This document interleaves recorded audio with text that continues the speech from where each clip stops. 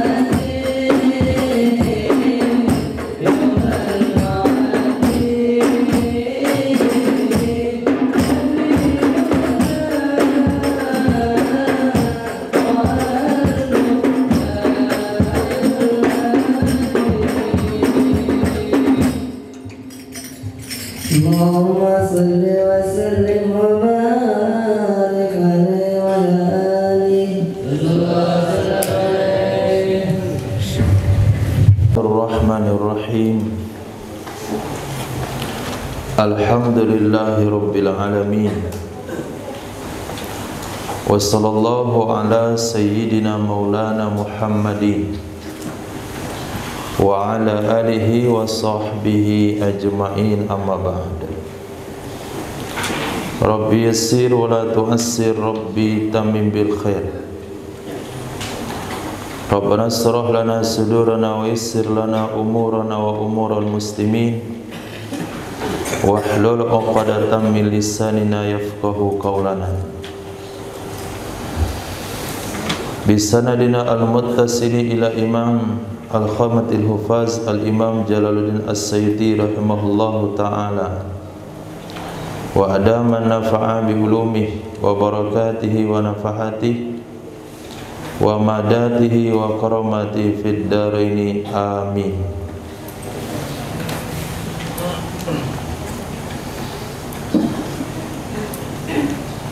Kita lanjutkan hadis nomor 6202. Diriwayatkan dari Sayyidina Abi Hurairah radhiyallahu an. Nabi sallallahu alaihi wasallam bersabda, "Kana awwalu man adafa ad-dhaifa Ibrahimu." Adalah orang yang pertama sekali, karena adalah awalu yang pertama sekali, adofa yang menjamu ia, doifa akan tamu, itu Nabi Ibrahim. Yang pertama sekali menjamu tamu Nabi Ibrahim alaihissalam. Manusia yang pertama sekali Nabi Adam alaihissalam. Yang pertama sekali mengumandangkan azan Sayyidina Bilal radhiyallahu anhu. Yang pertama sekali menghidupkan lampu di Masjid Nabawi Sayyidina Tamim Ad-Dari radhiyallahu anhu. Yang pertama sekali membuat armada laut Islam adalah Sayyidina Umar bin Khattab radhiyallahu anhu. Jadi ada ulama mengumpulkan kitab awal-awal. Yang pertama sekali khitan Nabi Ibrahim alaihissalam. Yang pertama sekali makan gandum. Yang pertama sekali pakai gamis. Yang pertama sekali pakai sorban. Itu ada kitab khususnya, namanya kitab Awail.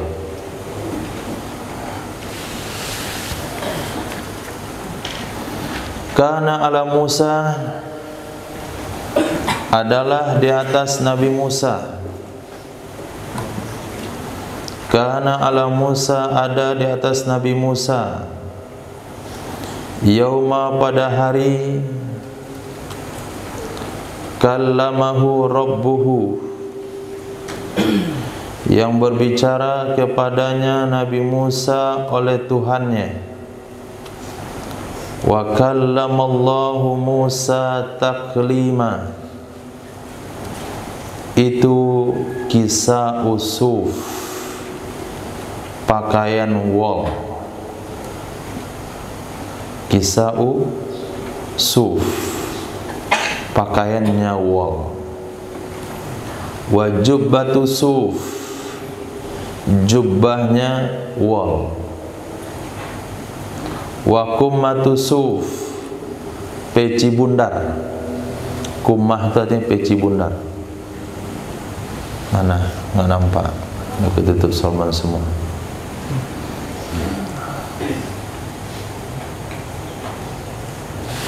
Peci kecil, tipis kayak kain, bisa dibuat di kain celana. Nah, tapi santai itu. Itu namanya kummah. Kummatu suf, pecinya wol. Wa sarawilu suf, celananya wol. Wa kanat na'lahu, dan adalah sendalnya min jildi, dari kulit himarin mayyit, keledai yang sudah mati. Keledai yang sudah mati. Jadi ternyata syariat kita dengan syariat Nabi Musa dalam hal kulit bangkai sama. Syariat kita membolehkan memakai kulit bangkai apabila sudah disama. Syariat Nabi Musa memakai kulit keledai mati yang sudah disama. Jadi sama-sama boleh. Itu pakaian yang dipakai oleh Nabi Musa alaihissalam menghadap Allah Subhanahu wa taala. Sekarang tergantung penilaian pada waktu itu, bukan penilaian pada waktu sekarang. Kalau penilaian saat sekarang, itu kain mahal. Karena wool, kulit. Tapi penilaian saat itu kain yang paling murah. Kain dari bulu domba. Itu yang paling murah. Jadi jangan menilainya hari ini. Oh bagus berarti kain Nabi Musa. Celananya wol, pecinya wol, jubahnya wol, gamisnya wol, sendal kulit, kan tren itu.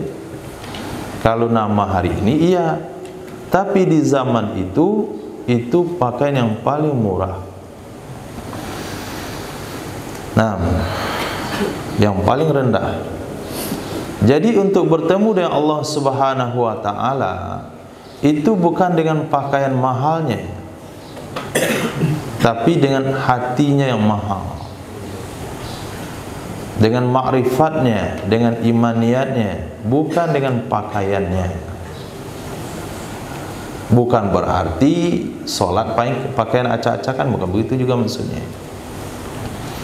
Jadi kesederhanaan dalam hidup Nabi Musa alaihissalam itu tidak menghalang dia untuk bertemu dengan Allah, dan tidak menghalang Allah untuk berbicara dengannya.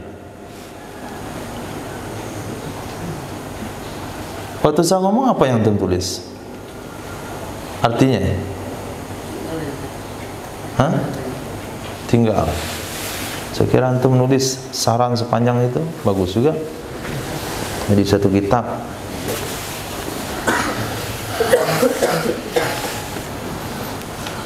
Jadi bertemunya Nabi Musa dengan Allah, bicaranya Allah dan Nabi Musa itu dalam keadaan pakaian yang sederhana. Maka ada di antara para wali-wali Allah Subhanahu wa taala yang setiap saat dan keadaan hati mereka tidak lepas dengan Allah, tapi kalau kita lihat penampilan zahirnya itu bukan kayak wali. Nah, kayak wala. Biasa saja, sederhana saja. Maka jangan coba-coba menilai orang lain yang pakaiannya. Nah, jangan pernah berpandangan sinis dengan pakaian yang orang pakai. Kita tidak tahu dia punya hati yang lengket dengan Allah atau hati yang lengket dengan rumah-rumah Allah. Oh, nggak boleh. Tapi untuk pribadi, iya. Untuk pribadi antum masing-masing itu tidak boleh asalan yang pakaian dengan Allah. Itu untuk pribadi. Jadi ada syariat itu untuk kita menilai diri kita, ada syariat untuk kita menilai orang lain. Jangan sampai hadis kesederhanaan ini antum bawa dalam kehidupan sehari-hari, sehingga pakaian sholat acak-acakan, pakaian sholat sembarangan. Tapi untuk orang lain, jangan menilai orang lain dari pakaiannya yang acak-acakan. Nah, kadang-kala kan hadis salah penempatan. Hadis orang kaya dipakai oleh orang miskin, hadis orang miskin dipakai oleh orang kaya. Apa kata orang kaya? Jangan minta-minta, nanti mukamu tidak berdaging di akhirat. Itu kan hadis orang miskin supaya enggak meminta, dipakai oleh orang kaya untuk menyelamatkan dirinya. Wa yamna'una al-ma'un. Itu ayat orang kaya supaya tidak kikir, tapi dipakai oleh orang miskin untuk menceramai orang kaya supaya diambil hartanya. Nah, inilah kejadian yang hari ini memanfaatkan dalil-dalil untuk kepentingan nafsu. Jadi kita berusaha menempatkan dalil pada tempatnya. Kana Daudu a'badal basar, adalah Nabi Daud alaihissalam. A'bada itu orang yang paling tinggi ibadahnya dari manusia. Adalah Nabi Daud alaihissalam a'badal basar, yang paling tinggi ibadahnya dari kalangan manusia.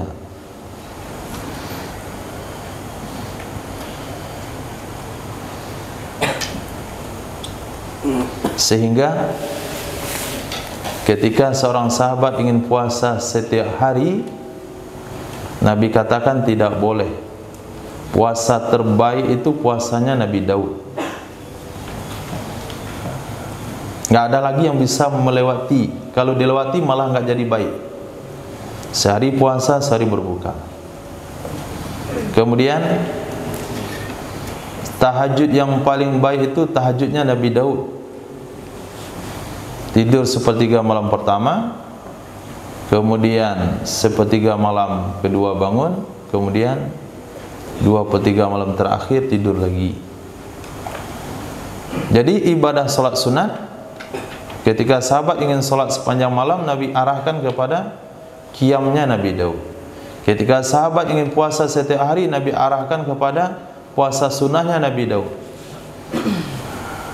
Sehingga tidak ada amalan sunnah salat malam, tidak ada puasa sunnah di siang hari yang bisa menandingi kebaikan puasa dan salat sunnah Nabi Daud alaihissalam. Kalaupun berusaha dikerjakan lebih maksimal dari itu, justru tidak lebih baik. Dia mau puasa setiap hari, tidak lebih baik. Tetap lebih baik puasa sehari, berbuka sehari, sebagaimana puasanya Nabi Daud alaihissalam. Sehingga dikatakan Nabi Daud a'badal bashar. Dalam waktu yang sama, Sayyidina Muhammad SAW salat malam hatta yataramat qadamah, sehingga retak telapak kakinya. Dalam riwayat Sayyidina Muhammad SAW kalau puasa, maka keluarganya akan mengatakan, ini kayaknya akan puasa selalu, akan puasa seterusnya. Bahkan Sayyidina Muhammad SAW puasa wisal, tidak berbuka dan tidak sahur. Itu khusus untuk Nabi SAW, tidak boleh untuk umat.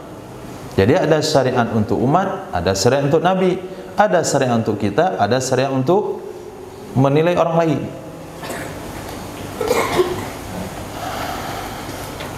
Tapi dalam waktu yang sama, Nabi yang dimiliki, yang dijuluki oleh Allah juga termasuk orang yang terbaik, Nabi tidak menutup diri untuk memuji Nabi Daud alaihissalam. Padahal Nabi Daud alaihissalam tidak termasuk Nabi ulul azmi. Jadi jangan sampai kedengkian menutup lidah memuji kebaikan orang. Jangan sampai karena kedengkian tidak mau bicara tentang kelebihan orang lain. Sayyidina Rasul SAW dalam waktu yang sama sebagai Sayyidul Anbiya wal Mursalin, manusia terbaik, ana sayyidu waldi Adam wa biyadili alhamdi yaumal qiyamah, awalu man yudkhulul jannah, ana awalu man yudkhulul jannata yaumal qiyamah, ana awalu syafi', ana awalu musyafa'. Banyak kelebihan Sayyidina Muhammad, tapi dalam waktu yang sama beliau tidak terhalang memuji Nabi Daud alaihissalam. Maknanya sampaikanlah apa adanya. Kalau dikatakan kawan lebih baik, silakan katakan lebih baik, tapi jangan mengada-ngada. Jangan dikatakan di depannya. Itu yang pertama syaratnya. Jangan diperkatakan di depannya. Kalau diperkatakan di depannya ada dua kemungkinan. Pertama mencari muka, yang kedua sama dengan memenggal kepalanya, menghilangkan keikhlasannya, menyebabkan dia naik kepada sombong dan sebagainya.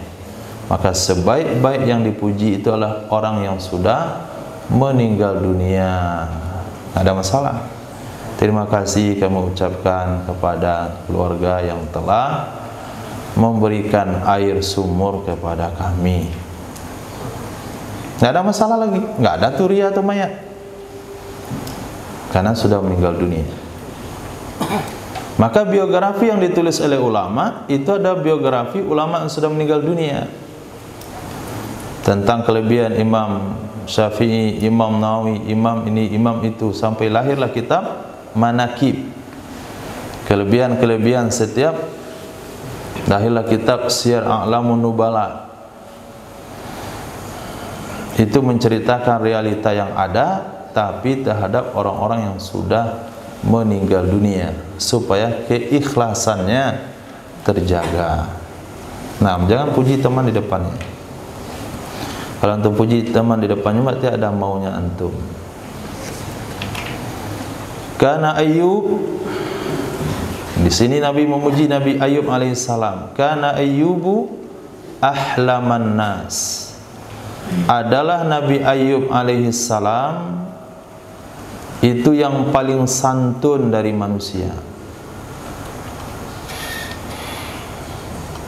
Karena Ayyubu, adalah Nabi Ayub alaihissalam, ahlaman nas, yang paling santun dari manusia.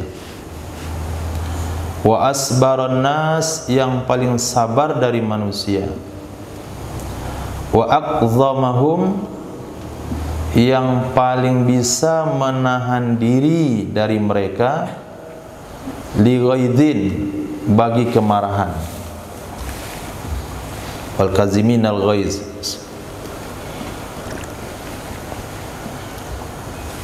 aqzamahum, yang paling bisa menahan diri dari mereka, li ghaizin, bagi kemarahan. Ini kelebihan Nabi Ayub alaihissalam.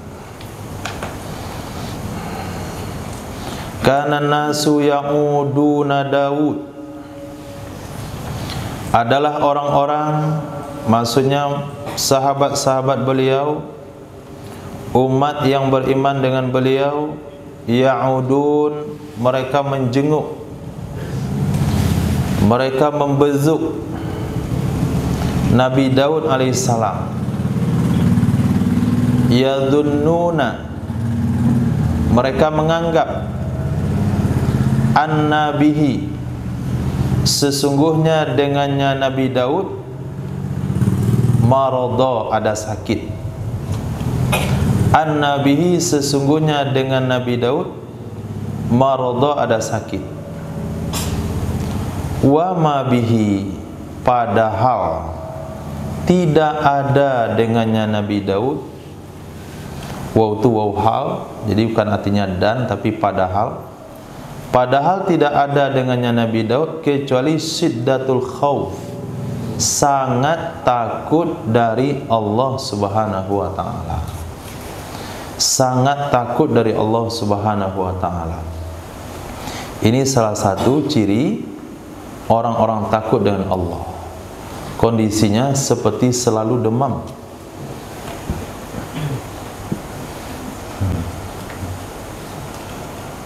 Selalu dalam keadaan demam karena takut dengan Allah. Sehingga orang-orang datang ke rumah Nabi Daud menanyakan keadaannya, menganggap Nabi Daud sakit. Sebetulnya Nabi Daud nggak sakit apapun, cuman beliau sangat takut kepada Allah Subhanahu wa taala. Hadis ini menyempurnakan pernyataan Nabi di atas, kana Daudu a'badal bashar. Nah, itu satu arah dia, itu satu judul, itu satu pembahasan. Kana Zakaria najjara, adalah Nabi Zakaria itu tukang kayu.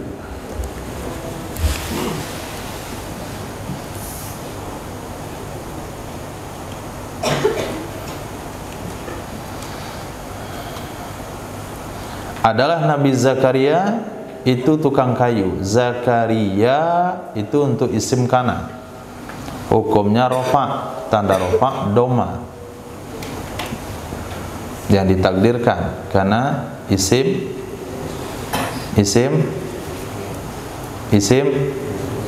maksur. Jadi Nabi Zakaria itu seorang tukang kayu. Kata Imam Abdul Rauf Al-Manawi, apa yang bisa kita ambil dari hadis tersebut? Kata beliau, di sana ada isyarat setiap seseorang tidak pantas untuk menyombongkan diri dari usaha dia sendiri. Maaf, salah. Setiap seseorang tidak pantas untuk sombong dari itu maknanya tidak mau, enggan. Jadi setiap seseorang enggak boleh enggan untuk melakukan usaha, merasa tidak layak. Nggak mau. Kalau hanya jadi tukang kayu, ngapain saya kuliah S2? Nggak boleh ngomong begitu. Kalau hanya jualan bakso keliling, untuk apa saya S1? Jadi ya takabbar an kasbih itu nggak boleh. Angkuh, sombong daripada melakukan usaha tidak boleh.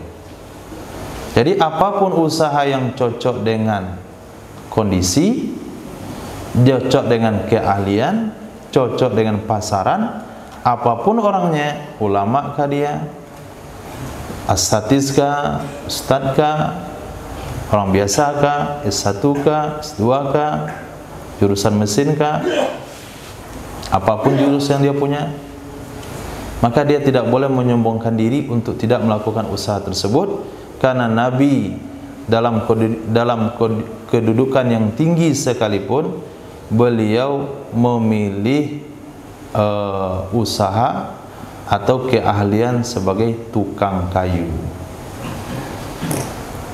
Tukang kayu, apalagi pandai serba pandai dengan tukang-tukangan. Besi dilas, kayu diketam, batu bata dipasang, semen diaduk, pokoknya serba semuanya. Buat baju sendiri, buat celana sendiri, buat rumah juga sendiri, perabot sendiri, alhamdulillah. Kan nyaman gitu. Beli batu bata 5, pasang dulu. Soal 5 tahun ke depan selesai rumahnya.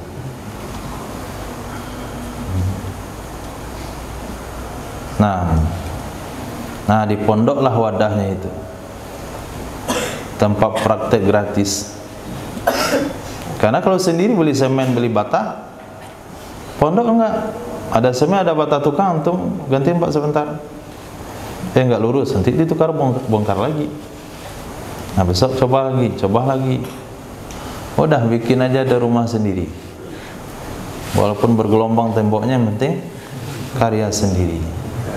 Kalau orang tanya kenapa nih, itu seninya. Udah banyak rumah orang yang datar temboknya, gelombangnya belum ada. Seni. Itu menara condong, itu karena condongnya jadi seni. Kalau nggak condong nggak jadi seni, biasa aja kayak menara masjid. Tapi karena condongnya itu jadi keajaiban dunia. Mudah-mudahan aja rumah antum jadi keajaiban dunia. Jadi jangan pernah minder dengan profesi. Jadi Nabi Zakaria sendiri itu adalah najjar, tukang kayu. Karena Nabiyyun minal anbiya yakhuttu, adalah salah seorang nabi dari para nabi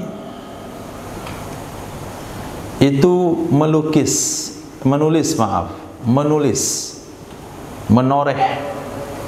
menorehkan kayu di tanah, itu yakhuttu. Kalau menuliskan di kertas, yaktubu, pakai kolam ala kirtas. Tapi yakhuttu di sini menulis kayu di atas pasir, itu yakhuttu. Faman wafaqa khattahu fadzak, maka siapa saja yang pas ia, faman wafaqa, maka siapa saja yang pas ia, khattahu, akan garisnya, akan torehannya, fadzak, maka itulah dia, maka itulah yang akan dia dapatkan. Fadzaka, ada fi'il yang dibuang, fadzaka tajiduna isobata, maka itulah yang akan didapatkan. Ini keahlian daripada seorang nabi. Nah, di nabi namanya mukjizat, orang biasa namanya karamah. Maaf, orang alim atau ibadah tinggi namanya karamah. Kalau hal ini diusahakan namanya istidraj. Jadi bentuknya sama. Nabi Musa apa mukjizatnya? Tangan bercahaya, tongkat jadi ular. Tukang sihir Fir'aun, tongkat jadi ular juga. Jadi apa bedanya?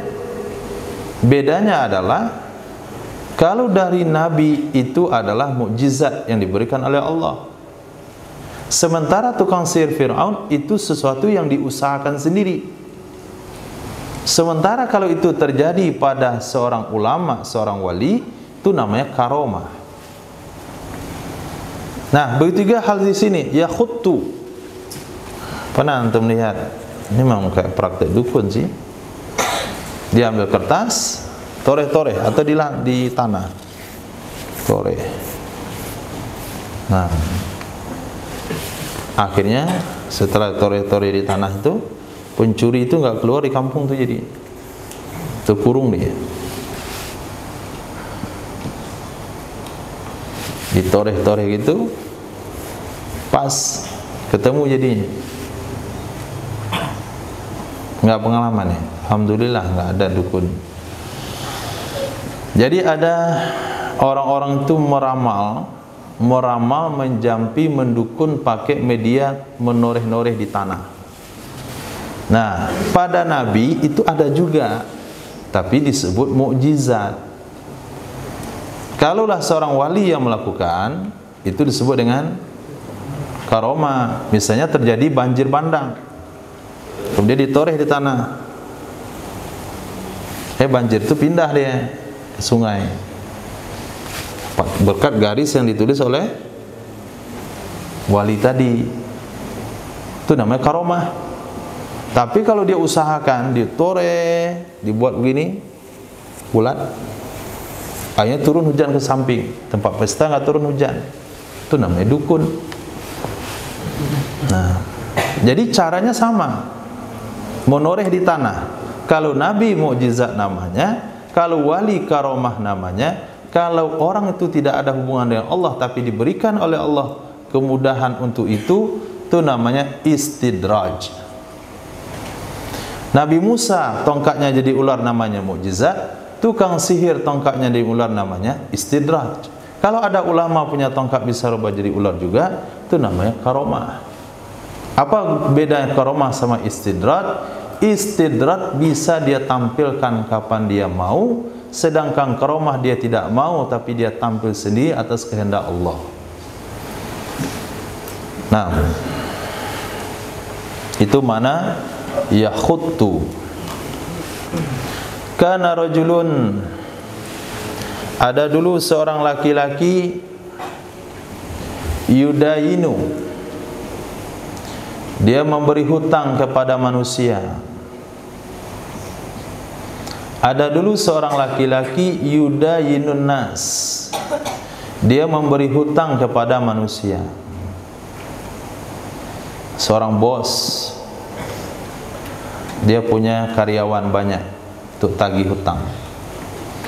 Fakana yaqul, maka adalah laki-laki tersebut berkata kepada pemudanya, yaqulu li fatah, berkata kepada pemuda, idza ataita mu'siran, apabila kamu mendatangi orang miskin,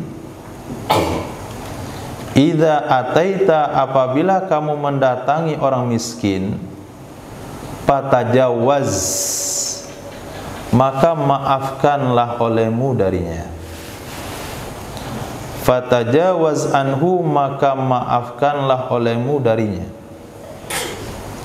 La'allallaha, semoga Allah subhanahu wa ta'ala ayyatajawaza anna, bahwa memaafkan ia Allah untuk kita, bahwa memaafkan ia Allah untuk kita. Falaqiyallah, lalu dia bertemu dengan Allah subhanahu wa ta'ala, lalu dia meninggal dunia. Apa yang terjadi? Fatajawazan, maka memaafkan ia Allah darinya laki-laki tersebut. Ini masuk dalam pembahasan hadis yang berbunyi al-jaza min jinsil amal, balasan sesuai dari jenis amal. Maksudnya, kita di dunia ini melakukan amal, di antara yang dianjurkan adalah kita membuat satu amal dengan tujuan tertentu di akhirat kelak. Melakukan amal dengan mengharapkan sesuatu yang ingin kita harapkan di akhirat kelak. Apa yang kita inginkan di akhirat kelak? Kita ingin di akhirat kelak tidak ditanya oleh Allah subhanahu wa ta'ala. Kita ingin di akhirat kelak mendapatkan perlindungan di bawah perlindungan Arasy.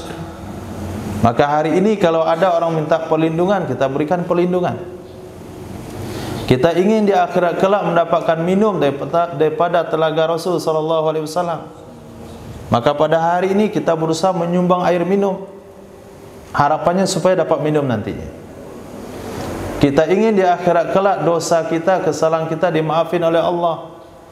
Maka hari ini kita berusaha memaafkan daripada kesalahan orang lain. Al-jaza min jinsil amal. Coba lihat di sini, dalam hadis sahih Nabi sabdakan, dulu ada orang kaya raya, dia bagi hutang kepada tetangganya, kepada masyarakatnya. Sesuai dengan waktu penagihan, dikirimlah tukang tagih setiap rumah. Pesan beliau apa? Kalau ada yang miskin, kasih waktu lagi lah, maafin saja, supaya kita dimaafin juga oleh Allah di akhirat kelak. Apa jadinya? Dia dimaafin oleh Allah subhanahu wa ta'ala. Berarti amal yang kita buat itu ada tujuan. Amal yang kita buat ada tujuan. Hari ini kita mengembirakan para habaib misalnya. Apa tujuannya? Supaya kita digembirakan di akhirat kelak oleh kakeknya, Sayyidina Rasul sallallahu alaihi wasallam.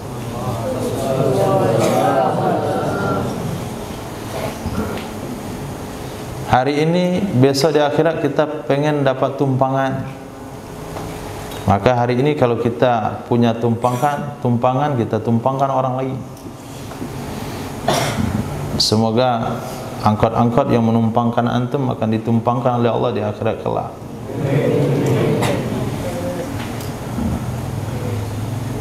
Nah, apa yang maunya nanti di akhirat kelak?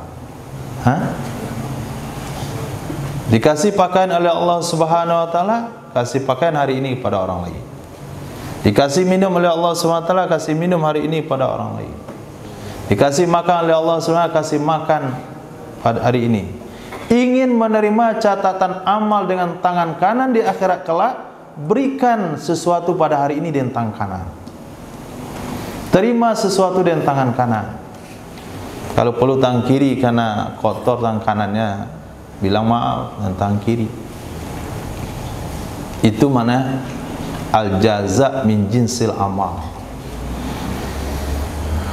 Kalau besok ingin dipedulikan oleh Sayyidina Muhammad SAW, pedulikan sunnah Nabi hari ini. Kalau besok ingin dibela oleh Al-Quran, berikan pembelaan kepada Al-Quran hari ini. Mudah, mudah sekali. Apa yang kita mau, itu yang kita buat.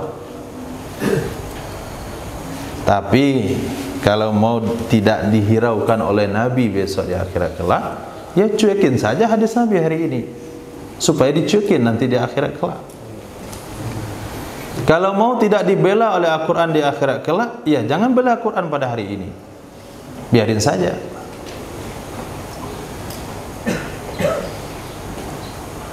Kalau merasa tidak perlu kepada minuman Sayyidina Rasul SAW di akhirat kelak, ya nggak usah ngasih minum orang hari ini, minum aja sendiri. Nah, boleh antum kumpulkan hadis-hadis seperti ini. Orang hadis-hadis yang balasannya itu sama antara dunia dan akhirat, Allah samakan. Kasih judulnya Al-Jaza' min Jinsil Amal. Titik. Kana hazal amru fi himyar fanaza'ahu Allah minhum wa ja'alahu fi Quraisy wa sayaudu ilaihim. Adalah ini amru, urusan, maksudnya adalah kepemimpinan. Adalah ini urusan, maksudnya adalah khilafah. Dulunya pada himyar. Himyar itu adalah satu suku di lembah yang ada di Yaman. Himyar adalah satu suku yang ada di suatu lembah di Yaman. Jadi khilafah dulunya di Yaman, kepemimpinan dulunya di Yaman. Panaza'ahullahu minhu, lalu mencopot akannya urusan khilafah oleh Allah Subhanahu wa ta'ala, minhum, dari mereka himyar, wa ja'alahu fi Quraisyin, dan meletakkan ia Allah Subhanahu wa ta'ala akannya urusan khilafah pada Quraisy.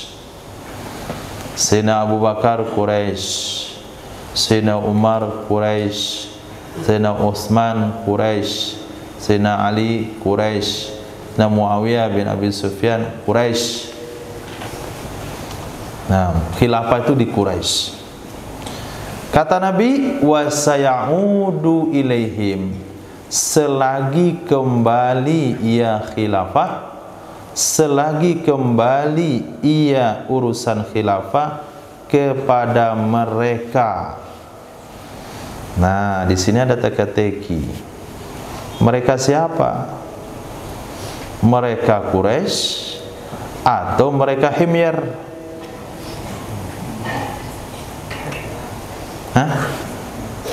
Kembali ia khilafah, urusan khilafah, ilaihim, kepada mereka, mereka Quraisy atau mereka himyar?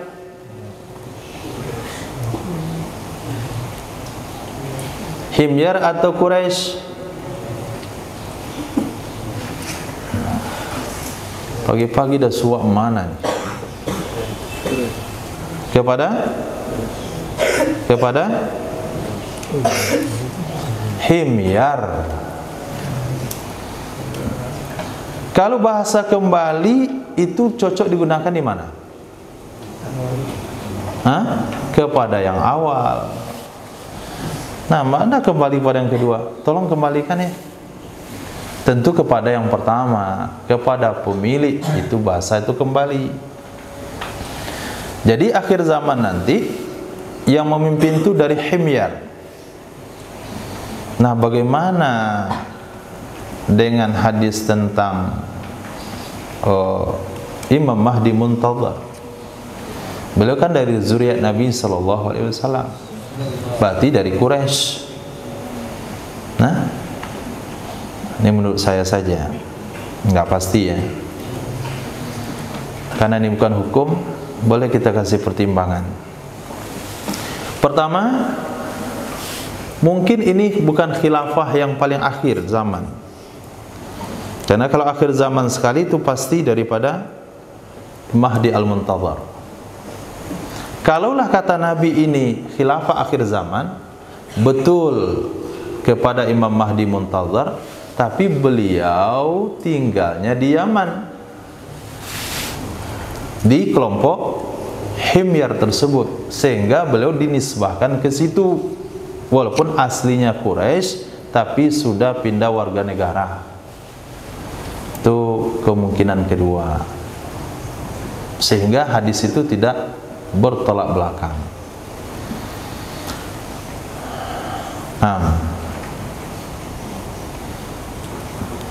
Pastinya wallahu alam. Pastinya wallahu alam.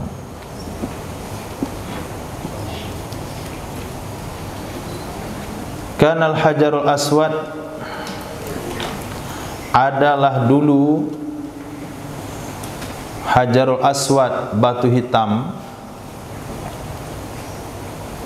asyadda bayadan, itu lebih putih daripada salju.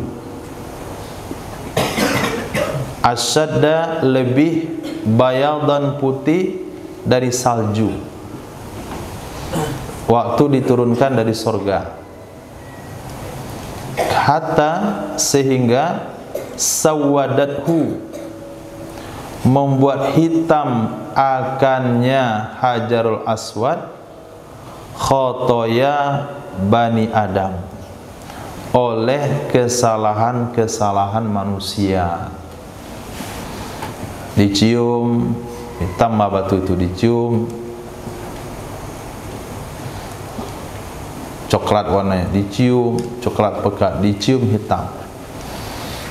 Jadi kalau ada orang bertanya apa warna dosa, warnanya hitam. Itu sahih di sini. Kamu ngomong-ngomong dosa aja di kemarin, apa warna dosa coba? Hitam bilang. Warna dosa itu hitam. Ada dua dalil menyatakannya. Satu hadis ini. Dulu Hajarul Aswad itu putih karena dicium oleh manusia, hitamlah dengan sebab dosa manusia. Hadis yang kedua, apabila manusia berbuat dosa ada bintik hitam di hatinya, bertambah lagi dosanya, bertambah bintik hitamnya, sehingga tertutup hatinya dengan warna hitam. Berarti sahih hadisnya kalau dosa itu warna hitam. Maka orang-orang berdosa terlihat ada ruh hitam, ada apa nama itu, bukan warna hitam ya, ada aura hitam maksudnya. Wa kana ala tariq wusnu sajaratin yu'dhin nas, adalah di atas jalan, karena ada, arti terdapat, alat tariqi di atas jalan, wusnu sajarah, ranting pohon. Wusnu sajarah, ranting pohon. Yu'dhin nas, mengganggu ia akan manusia. Yu'dhi, mengganggu ia ranting akan manusia. Fa'amatoha, lalu menyingkirkan akannya ranting oleh seorang laki-laki. Lalu menyingkirkan akannya ranting oleh seorang laki-laki. Fa'udkhilal jannata, maka dimasukkan ia laki-laki tersebut ke dalam surga.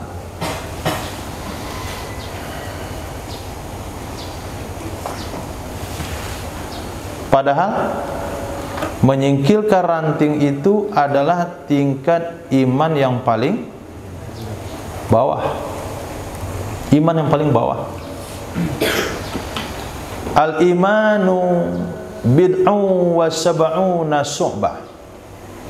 Iman itu 70 sekian cabang.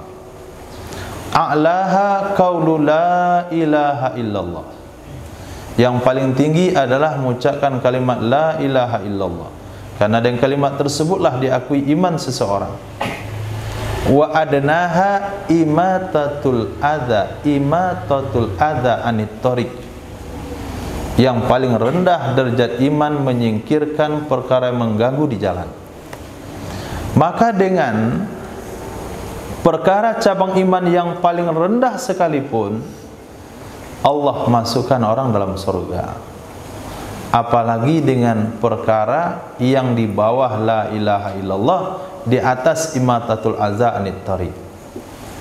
Afsus salam, musafahah, zikir, salat, puasa, sedekah, tilawatul Quran. Itu mafhum pertama. Yang kedua yang bisa kita ambil, kalau sekiranya menyingkirkan sesuatu di jalan itu kadar iman yang terendah, kalaulah dia tidak punya keinginan untuk itu, berarti dia tidak punya kadar iman. Lewat antum pulang sholat Jumat, ada pelepah kelapa jatuh di tengah jalan, mengganggu motor, mengganggu mobil. Kalau tidak tergerak untuk menyingkirkan ke pinggir jalan, itu iman terendahnya pun belum ada. Yang mengantuk. Nah, iman terendahnya belum ada. Itu untuk menyingkirkan, belum ada iman terendahnya. Bagaimana kira-kira kalau dia berusaha menghalangi jalan orang lain? Menghalangi jalan orang lain. Bagaimana cara imannya itu? Untuk tidak menyingkirkan, untuk menyingkirkannya itu cabang iman yang paling rendah. Kalau dia lihat, dia lewat di situ, dia punya kesempatan, bukan dalam keadaan kendaraan mobil ya. Dia bawa mobil, kemudian pendakian, ada ranting kayu, dia turun ke bawah, mobilnya mundur ke belakang, itu nggak masalah. Ini jalan kaki dia, pulang sholat Jumat, jalan kaki, ketemu ranting di jalan, nggak dia singkirkan, dibiarin aja begitu. Padahal dia bisa menentengnya, membuangnya. Maka dia tidak punya kadar iman paling rendah. Itu tidak menyingkirkan. Bagaimana kira-kira menurut pendapat antum kalau dia berusaha membuat ranting ke tengah jalan? Itu kadar apa yang ada? Khair. Apa maksudnya di sini? Kalau buat pesta jangan tendanya di tengah jalan. Membuat macet.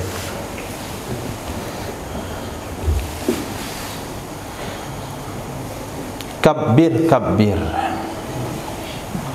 Yang besar, yang besar. Yang besar, yang besar. Ini apa maksudnya?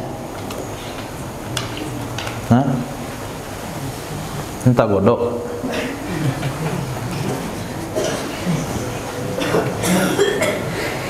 Sama yang besar aja. Pembagian jeruk nih. Yang besar, yang besar. Pakai hadis yang ini. Salah. Salah tafsir. Sedang bagi potongan ayam, ayam kecap, ayam bumbu. Yang besar, yang besar. Kabir, kabir. Ini hadis Nabi riwayatkan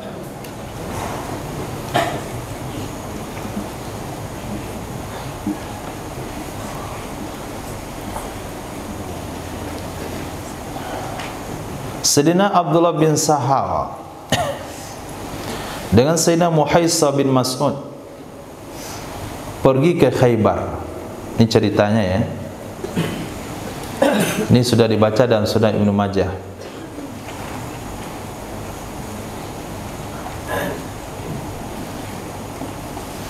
Ada dua orang sahabat namanya Sayyidina Abdullah bin Sahal, Sayyidina Muhaisa bin Mas'ud pergi ke Khaybar. Ini sebelum Khaybar ditaklukkan. Dia waktu itu solaha wahia yauma idzin solah. Khaybar waktu itu sedang damai, belum ada bentrok, belum ada penaklukan Khaybar. Maka datanglah Sayyidah Muhaisah kepada Abdullah bin Sahal. Wa huwa yatasahhatu fi dami qatilan. Dia sudah berlumuran darah, terbunuh. Orang ini pergi berdua. Pas sampai di Khaybar terpisah. Nanti kita jumpa sini lagi ya. Nah, saya ada keperluan ke situ, saya ada keperluan ke sana. Nanti selesai kita pulang bersama, kita jumpa di sini. Pas dia pulang ke tempat janji, ternyata kawannya sudah bersimbah darah, meninggal. Dia kuburkan. Lalu beliau pulang ke Madinah. Tentu orang-orang Madinah tanya, mana teman kamu? Oh, siapa? Abdullah bin Sahal. Dah mati, saya kuburin. Mati tadi, meninggal di Khaybar, berlumuran darah. Saya kuburkan. Tentu ini perlu diproses. Ada orang menganggap dialah yang membunuh. Akhirnya pergilah Abdurrahman, Sayyidina Abdurrahman, Sayyidina Muhaisah, Sayyidina Huwaisah. Muhaisah, Huwaisah ini adalah dua putranya Sayyidina Mas'ud. Maaf, ya, Muhaisah dan Huwaisah adalah dua putra Mas'ud, jumpa kepada Nabi. Jadi ada tiga orang yang pergi, Abdurrahman, Muhaisah, Huwaisah, ingin menjelaskan kasus ini ke Nabi SAW. Bagaimana kejelasannya? Lalu berbicaralah Abdurrahman. Abdurrahman yang ngomong, padahal beliau paling kecil dari tiga orang itu. Maka Nabi bersabda, kabir, kabir, suruh yang ngomong yang besar. Nggak paham. Yang suruh anak-anak ngomong. Ini senior yang punya hajat, anak-anak suruh ngomong. Kabir, kabir. Datang si Farid, santai izin, mau kemana? Mau ke situ sama siapa? Bang Abrol. Nah, anak-anak disuruh ngomong. Itu mana settingan itu? Maka Nabi bersabda, kabir, kabir. Jadi kalau ada satu izin, kalau ada satu hajat, kalau ada satu urusan, itu yang ngomong yang dewasa. Itu sunnahnya. Nah, riwayat lain juga pernah terjadi. Waktu itu beliau menjawab, ya Rasul, kata yang kecil, sesungguhnya besarnya manusia bukan di badannya, tapi di lidahnya. Yang pandai ngomong dari mereka itu ya saya. Nggak tahu apakah kejadian di sahabat ini atau sahabat yang lain. Jadi Nabi pernah juga riwayatkan suruh yang besar ngomong.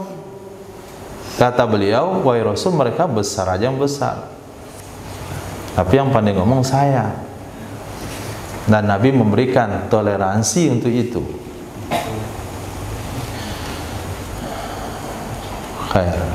Kan susah kalau kita tafsirkan hadis, tidak ada asbabul wurudnya. Kabir, kabir, besarkanlah, besarkanlah. Apa yang mau dibesar-besarkan? Kemudian hadis berikutnya Nabi SAW bersabda, kabbaratil malaikatu ala Adam arba'an. Telah membaca takbir oleh malaikat atas Nabi Adam arba'an 4 kali. Kabbarat, telah membaca takbir al-malaikatu oleh malaikat atas Nabi Adam arba'an 4 kali. Apa maksudnya mufa? Baca takbir. Hah? Malaikat baca takbir atas Nabi Adam 4 kali, apa maksudnya?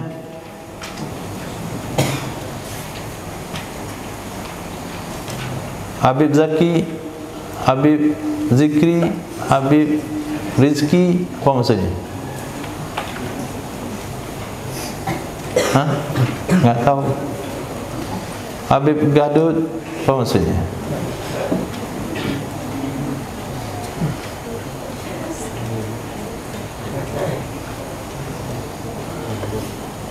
Apa maksudnya? Salat jenazah. Nah, salat jenazah. Jadi salat jenazah itu dari syariat Nabi Adam, 4 takbir. Nabi Adam disalatkan oleh malaikat. Kaburat khiyanah an tuhaddisa akhaka hadisan huwa laka bihi musaddiq wa anta lahu bihi kadhib. Kaburat khiyanatan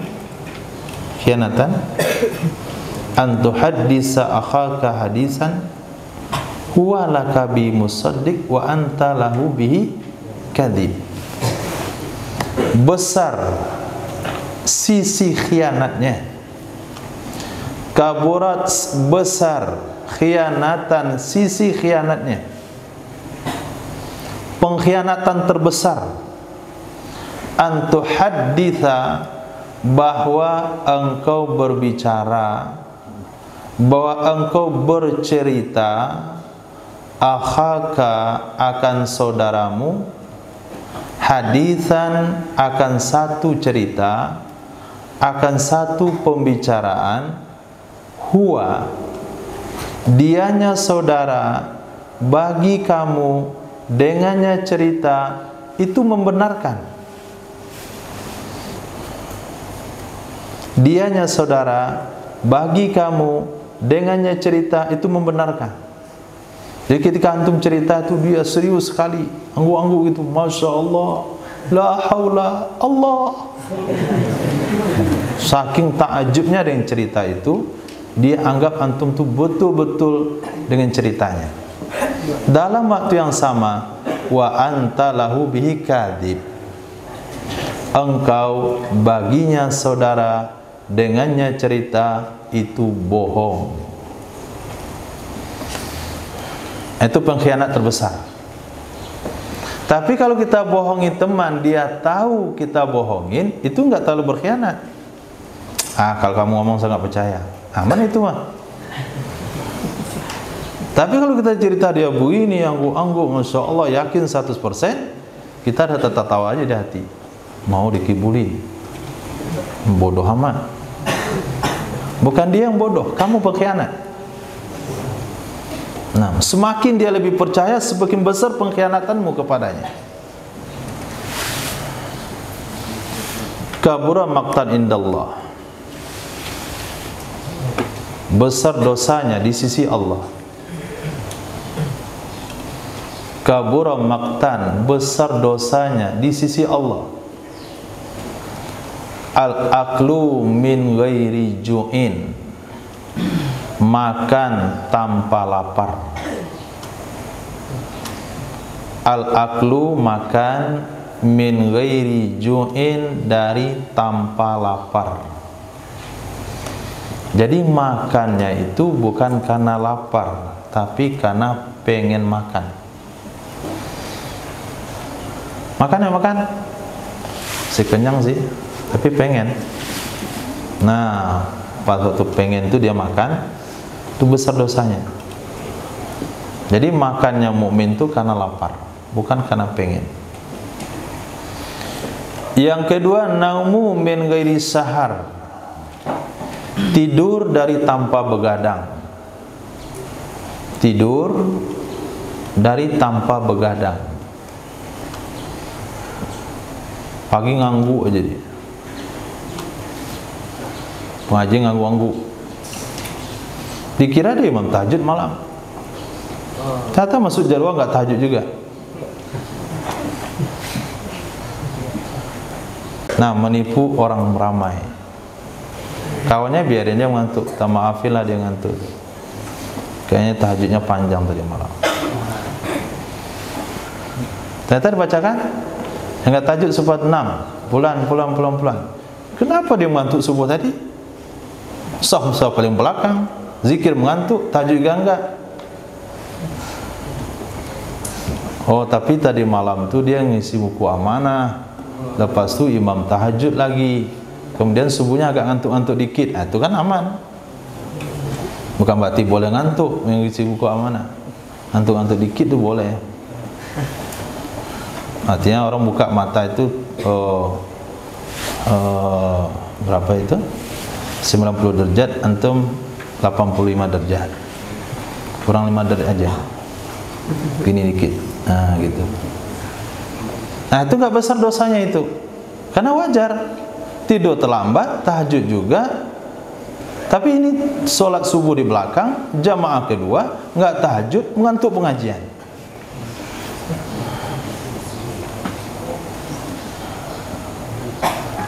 Duta. Jamaah kedua. Imamnya Zulkarnain. Tahajud mereka berdua tadi. Enggak, kan? Aneh itu. Petugas buku amanah. Enggak. Besar dosanya itu. Sementara petugas buku amanah tidur jam 1, kemudian tahajudnya juga enggak mengantuk lagi. Di saf pertama pula. Nah, itu maksudnya Nabi bersabda itu, an-naumu min ghairi sahar wa dahiki min ghairi ajab. Tertawa tanpa ada yang aneh. Nah, itu dosa besar. Besar dosanya di sisi Allah, dahik min ghairi ajabin. Tertawa tanpa ada yang aneh. Nggak ada yang lucu tertawa juga deh. Tapi kalau memang lucu tertawa itu kan wajar. Ini nggak ada yang lucu. Cuma monyet manjat kelapa. Tawa dia. Apa yang untuk tertawa? Itu monyet manjat kelapa. Iyalah, kalau monyet manjat kelapa itu wajar. Tapi kalau ada ikan manjat kelapa untuk tertawa itu wajar lah. Tapi kalau monyet memang tugasnya itu. Aneh. Nggak ada yang aneh tertawa. Bagi kebun binatang, temu orang hutan mencibir, dia mencibir juga, mencibir lagi, dia cibirin juga, tertawa-tertawa dia sendiri. Kenapa orang itu mencibir dia? Itulah kerjanya, diciptakan oleh Allah untuk mencibirkan kamu. Jadi nggak ada yang aneh. Nah, wasautur ronnah indal musibah. Suara merintih ketika ditimpa musibah. Suara merintih ketika ditimpa musibah. Onde. Nah, onde makan aja. Kemudian mizmar indan ni'mah. Suara musik ketika dapat nikmat. Baralek pakai organ tunggal. Al-mizmar indan nikmah. Suara musik ketika dapat nikmat. Sudah diberi nikmat oleh Allah Subhanahu wa taala, dia dapat melakukan walimatul urus, undangannya 10.000 orang, hadir menteri sekalian juga di situ, saksi nikahnya menteri pula. Kemudian ada musik lagi. Mizmar, alat musik yang diharamkan Allah. Kabbiru, baca takbir oleh kalian. Ala mautakum, atas orang yang meninggal di antara kalian. Bilaili, di malam hari. Wan nahari, di siang hari. arba'ah takbiratin, akan 4 takbir. Akan 4 takbir. Artinya solatkanlah jenazah kalian, baik solat jenazah dikerjakan malam atau siang, takbirnya tetap 4. Berarti solat jenazah dari Nabi Adam meninggal sampai kepada umat Nabi Muhammad sallallahu alaihi wasallam itu dengan syariat yang sama, yaitu solat 4 takbir. Berarti boleh menyolatkan jenazah malam. Kalau boleh disolatkan malam, berarti boleh dikuburkan malam. Boleh disolatkan siang dan juga boleh dikuburkan siang. Gak ada masalah nguburin jenazah malam-malam. Terakhir, kabbirillah, bacalah takbir olehmu. Kabbiri, ini perintah kepada wanita. Di sini Nabi perintahkan kepada sepupu beliau Sayyidatina Ummi Hani radhiyallahu an. Bacalah takbir olehmu akan Allah, artinya Allahu Akbar, mi'ata marrah, 100 kali. Wahmadillah, bacalah tahmid kepada Allah, alhamdulillah, mi'ata marrah, 100 kali. Wasabbihillah, bacalah tasbih kepada Allah, yaitu subhanallah, mi'ata marrah, 100 kali. Khairun, itu lebih baik dari mi'ati farasin muljamin musrajin fi sabilillah. Lebih baik daripada kuda yang sudah dilengkapi dengan tali kekang, yang sudah dilengkapi dengan pelana di jalan Allah. Farasin muljam, kuda yang sudah ditali kekangin, musrajin, sudah dipelanain, fi sabilillah, di jalan Allah.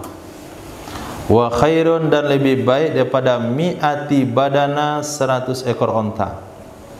Wa khairun min mi'ati raqabah, lebih baik daripada 100 budak sahaya. Jadi membaca takbir 100 kali lebih baik pada menyumbangkan kuda berpelana lengkap untuk jalan Allah. Membaca tahmid lebih baik pada bersedekah atau berkorban yang 100 ekor onta. Membaca tasbih lebih baik pada memerdekakan 100 orang budak. Maknanya Sayyidina Rasul sallallahu alaihi wasallam tidaklah mengkaitkan amalan-amalan hanya dengan materi saja. Bahkan ada amalan zikir yang mengalahkan materi. Itu maknanya keadilan beramal tidak bergantung kepada uang yang diberikan. Bahkan sedekah tidak dinilai oleh Allah daripada nominalnya, tapi sedekah dinilai daripada persentasenya. Wallahu a'lam bissawab.